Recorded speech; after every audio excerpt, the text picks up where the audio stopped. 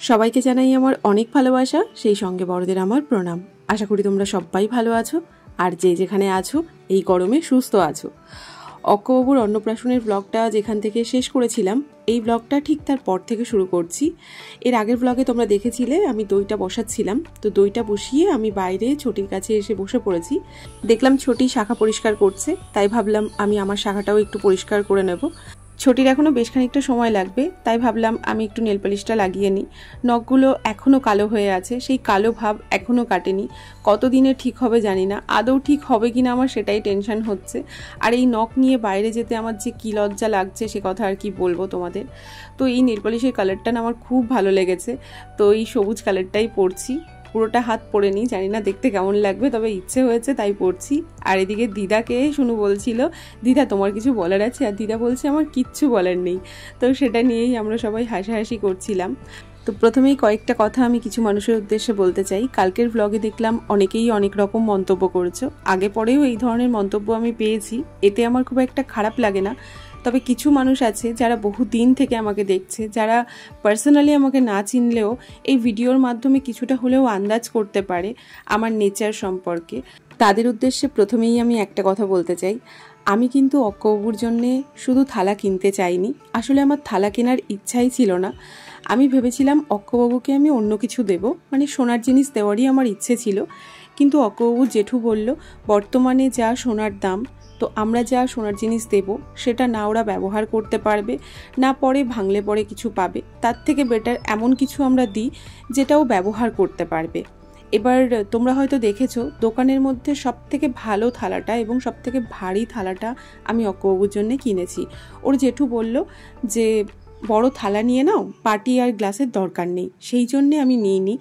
বাকি তোমরা যারা ভাবছো যে শুধুমাত্র অক্ককে আমি একটা থালা দিলাম, কেন বাটি গ্লাস দিলাম না, আমি চাইলে কিন্তু একটা ছোট থালা বাটি গ্লাস ওকে দিতে পারতাম। যেহেতু অন্নপ্রাশনের অনুষ্ঠান, সেটা দেওয়াই যেত এবং সেটা দিলে হয়তো এত কথাও হতো না।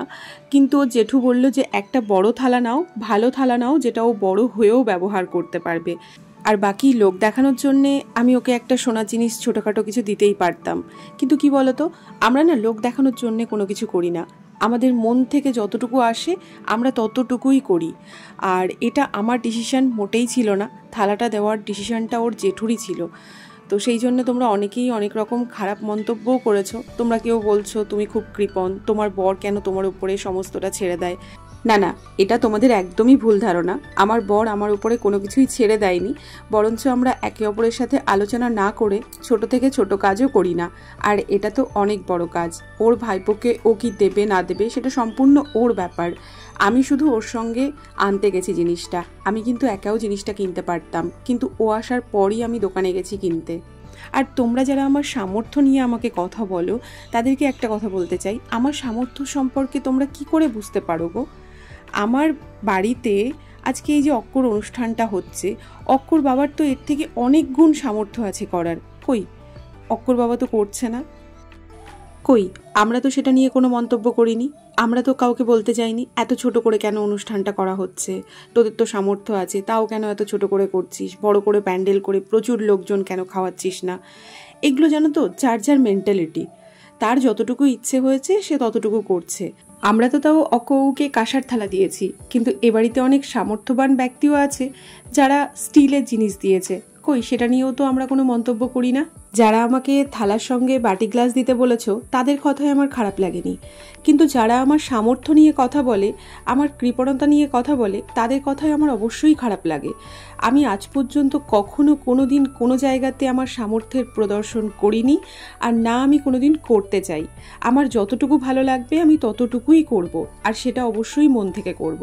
আর তোমরা তো জানো আমার শ্বশুরবাড়ির প্রতি আমার অনেক খারাপ লাগা আছে, আর সেই খারাপ লাগার জায়গা থেকেও আমি যতটুকুও করি না, আমার জায়গায় হয়তো বা তুমি থাকলে সেটুকু নাও করতে পারতে বা আমার থেকে বেশিও করতে পারতে, কিন্তু আমার দ্বারা যতটুকু সম্ভব, যতটুকু আমার মনকে শান্তি দেয় আমি ততটুকুই করবো গো। কারোর কথাতে আমি কিছু করতে পারবো না, এই দিক থেকে তোমরা আমাকে ক্ষমা করো। তাছাড়া বছর চারেক আগে এ বাড়িতে এমন কিছু ঘটনা ঘটেছিল যার দরুন আমার বরের মানসিক অবস্থা খুবই খারাপ ছিল। তখন ও বলেছিল, আমি এ বাড়ির কোনো অনুষ্ঠানে তোমাকে আর আসতেও দেব না, থাকতেও দেব না, তুমি যদি বাড়িতে থাকো তাহলে অন্য কোথাও চলে যাবে। বিগত বছরগুলোতে বাড়িতে ছোটোখাটো অনুষ্ঠান বেশ কয়েকবারই হয়েছে, কিছু অনুষ্ঠানে তো আমি নেমন্তন্নই পাইনি, আবার দু একটা অনুষ্ঠানে আমার বর আমাকে আসতেও দেয়নি। এই পৃথিবীতে একমাত্র সময় সত্যি, বাকি সব মিথ্যে। আর আমি সময়কে না বড্ড মানি। সময় সব কিছু বদলে দেয়, ভালো সম্পর্ককেও খারাপ করে দেয়, আবার খারাপ সম্পর্ককেও ভালো করে দেয়। আর সময়ের ওপরে কেউ যেতে পারে না, সময়ের সাথে কারোর জোর খাটে না। একটা পুকুরে জল থাকলে সেই পুকুরের জলের গভীরতা কতটা সেটা মাপার জন্যে না জলে নামতে হয়, চোখ দিয়ে দেখে কখনো জলটাকে মাপা যায় না। তো সেই জন্যে একটা সংসারও কিন্তু সেই পুকুরের মতোই, সংসারের ভেতরে যে কত কিছু চলে সেটা দূর থেকে দেখে তোমরা বুঝতে পারবে না। এতক্ষণ তোমাদের সাথে অনেক কথা হলো, সেই সাথে অনেক কাজও হলো, আর আমরা সবাই রেডিও হয়ে গেছি।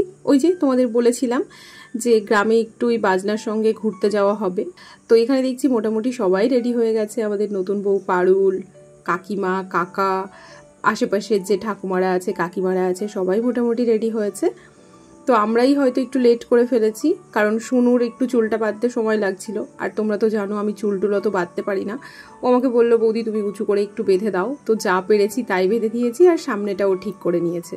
এদিকে দেখছি একটা টুকটুকো করা হয়েছে, আর সেই টুকটুকে যাদের বাচ্চা আছে আর যারা হাঁটতে পারবে না তারা বসবে। তো এখানে আমার শাশুড়ি মা, অপর্ণার ভাইয়ের বউ সবাই বসে আছে। তো আমার শাশুড়ি মাকে আমি ভেবেছিলাম পাশের বাড়ির জেঠিমা, তো জেঠিমা বলে ডেকেছিলাম বলে সবাই একটু হাসাহাসি করছিল, মানে আমি পাশ থেকে বুঝতে পারিনি। এদিকে সোনুর মনটা একটু খারাপ হয়ে গেছে, ওর সাজটা ওর ঠিক পছন্দ হয়নি।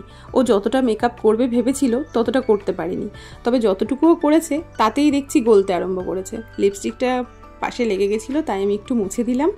আর আমি আর কিছু করিনি, আমি শুধু একটু লিপস্টিকই পরেছি, কারণ এই গরমে যদি ফাউন্ডেশন বা অন্য কোনো কিছু লাগাই আমার মুখে তো থাকবে না, আমাকে দেখতে বিভীষিকা লাগবে।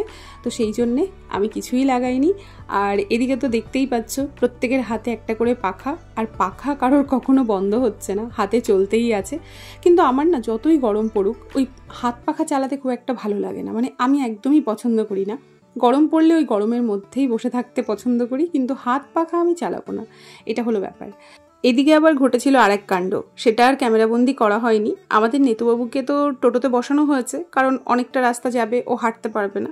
নেতুবাবু কান্না শুরু করেছে যে ওর মাকেও বসতে হবে, আর ওর মা তো টোটোতে বসবে না।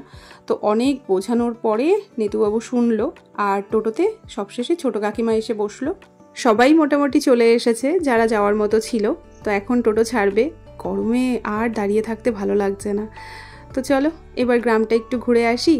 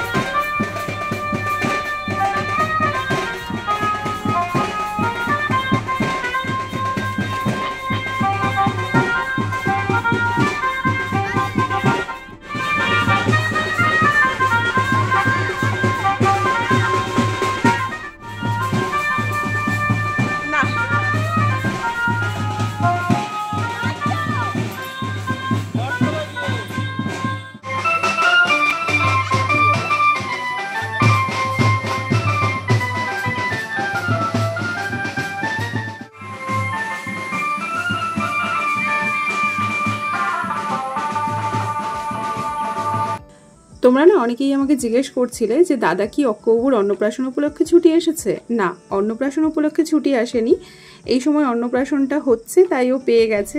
ও তো অনেক দিন থেকেই ছুটি আসার চেষ্টা করছিল, আগেও আমি কথাটা তোমাদের বলেছি। তো ভালোই হয়েছে, ও এসেছে বলে আমার আনন্দটা একটু দ্বিগুণ বেড়ে গেছে। তো আমরা বেশ খানিকটা রাস্তা ঘুরে এসেছি, তবে আরও খানিকটা রাস্তা সবাই ঘুরতে গেছে। তবে আমরা বেশ কয়েকজনা যাইনি, মানে যাদের একটু গরম বেশি লেগে গেছে, যাদের আর এনার্জি নেই, শরীর আর চলছে না, তারা এসে বসে পড়েছে। তো এখন অপেক্ষা করছি, দেখি ওরা কতক্ষণে আসে, তারপর আবার একটু নাচানাচি করব, তারপর ঘরে যাব। এই গরমে আনন্দ করতে ভালো লাগছে না, কিন্তু এই দিনটাও তো আর ফিরে আসবে না। তো ওই দেখো বলতে বলতে ওরা চলে এসেছে। তো আমরা গেছিলাম একদিক দিয়ে আর ওরা ফিরলো আরেক দিক দিয়ে, মানে পাড়ার মধ্যে দিয়ে ঘুরে এলো। তো ছোটিও দেখছি নাচছে, এতক্ষণ ছোটি নাচেনি, তবে এখন দেখছি ছোটি একদম ফর্মে চলে এসেছে, ভীষণ নাচছে। তো আমাদের দেখে আবার একটু লজ্জা পেয়ে থেমে গেছিল। আমি বললাম নাচো, সবাই নাচছে, তোমরা তো কিসের লজ্জা, নাচো।